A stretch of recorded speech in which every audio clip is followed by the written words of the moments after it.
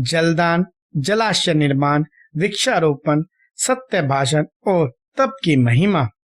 सनत कुमार जी कहते हैं, व्यास जी, जलदान सबसे श्रेष्ठ है। वह सब दानों में सदा उत्तम है, क्योंकि जल सभी जीव समुदाय को तृप्त करने वाला जीवन कहा गया है। इसलिए बड़े स्नेह के साथ अनिवार्य रूप से प्रपादान करना चाहिए। जलाशय का निर्माण इस लोक और परलोक में भी महान आनंद की प्राप्ति कराने वाला होता है। यह सत्य है, इसमें संशय नहीं है। इसलिए मनुष्य को चाहिए कि वह कुआं, बावड़ी और तालाब बनवाए।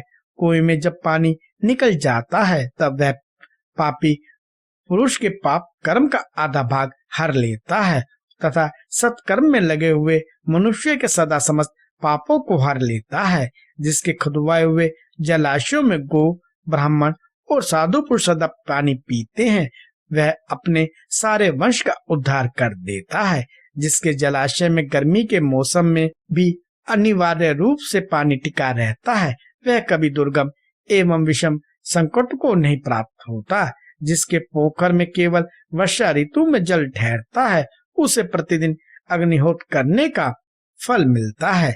ऐसा ब्रह्मा जी का कथन है। जिसके ताड़ग में शतकाल तक जल ठहरता है, उसे सहस्त्र गोदान का फल मिलता है, इसमें संशय नहीं है। जिसके तालाब में हेमंत और शिशिर ऋतु तक पानी मौजूद रहता है, वह बहुत सी सुवर्ण मुद्राओं की दक्षिणा से युक्त यज्ञ का फल पाता है।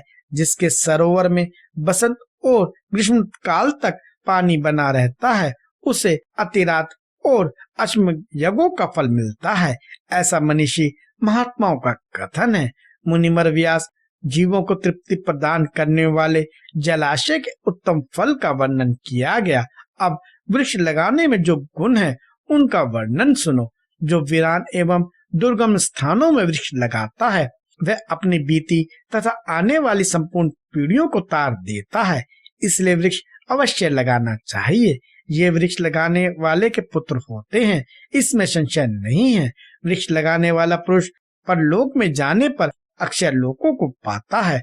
पोखरा खुदवाने वाले, वृक्ष लगाने वाले और यज्ञ करवाने वाले जो द्विज हैं, वह तथा दूसरे सत्यवादी पुरुष ये स्वर्ग से कभी नीचे नहीं गिरते। सत्य ही पर ब्रह्म है, सत्य ही परम तप है, सत्य ही श्रेष्ठ यज्ञ है और सत्य ही उत्कृष्ट शास्त्र ज्ञान है। सोए हुए पुरुषों में सत्य ही जागता है, सत्य ही परम पद है, सत्य से ही पृथ्वी टिकी हुई है और सत्य ही सब कुछ प्रतिष्ठित है। तप, यज्ञ, पुण्य, देवता, ऋषि और पितरों का पूजन, जल और विद्या, ये सब सत्य पर ही अवलंबित हैं। सबका आधार सत्य ही है। सत्य ही यज्ञ, तप, दान, मंत्र, सरस्वती देवी तथा ब्रह्मचर्य है। ओंकार भी सत्य रूप ही है। सत्य से ही वायु चलती है, सत्य से ही सूर्य तपता है, सत्य से ही आग जलाती है और सत्य से ही स्वर्ग टिका हुआ है। लोक में संपूर्ण वेदों का पालन तथा संपूर्ण तीर्थों का स्नान केवल सत्य से सुलभ हो जाता है। सत्य से सब कुछ प्राप्त होता है, इसमें संशय नहीं है। एक सहस्त्र अश्वमेध और लाखों यज्ञ एक और तराजू पर रखे जाएं और दूसरी ओर सत्य हो तो सत्य का ही पलड़ा भारी होता है। देवता, पितर, मनुष्य, नाग, राक्षस और चराचर प्राणियों सहित समस्त लोग सत्य से ही प्रसन्न होते हैं। सत्य को परम धर्म कहा गया है, सत्य को ही परम पद बताया गया है और सत्य को ही पर ब्रह्म परमात्मा कहते हैं। इसलिए सदा सत्य बोलना चाहिए। सत्य प्राण मुनि अत्यंत दुष्कर तप करके स्वर्ग को प्राप्त हुए हैं और सत्य धर्म में अनुरक्त रहने वाले सिद्ध पुरुष भी सत्य से ही स्वर्ग के निवासी हुए हैं। अतः सदा सत्य बोलना चाहिए। सत्य से बढ़कर दूसरा कोई धर्म नहीं है। सत्य रूपी तीर्थ आगाध, विशाल, सिद्ध एवं पवित्र जलाशय है।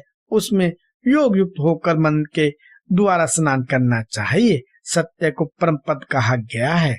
जो मनुष्य अपने लिए, दूसरों के लिए अथवा अपने बेटे के लिए भी झूठ नहीं बोलते, वे ही स्वर्गगामी होते हैं।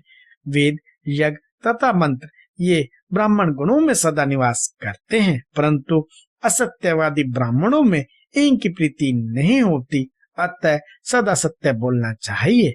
तदंतर तप की बड़ी भारी महिमा बताते हुए सनत कुमार जी ने कहा, मुने, संसार में ऐसा कोई सुख नहीं है जो तपस्या के बिना सुलभ होता है। तप से ही सारा सुख मिलता है। इस बात को वेद वेदता पुरुष जानते हैं। ज्ञान, विज्ञान, आरोग्य, सुंदर रूप, सौभाग्य तथा शाश्वत सुख तप से ही प्राप्त होते हैं। तपस्या से ही ब्रह्मा बिना परिश्रम के संपूर्ण विश्व की सृष्टि करते हैं। तपस्या से ही विष्णु इसका पालन करते हैं। तपस्या के बल से ही रुद्रदेव संहार करते हैं तथा तप के प्रभाव से ही शेष अशेष भूमंडल को धारण करते हैं।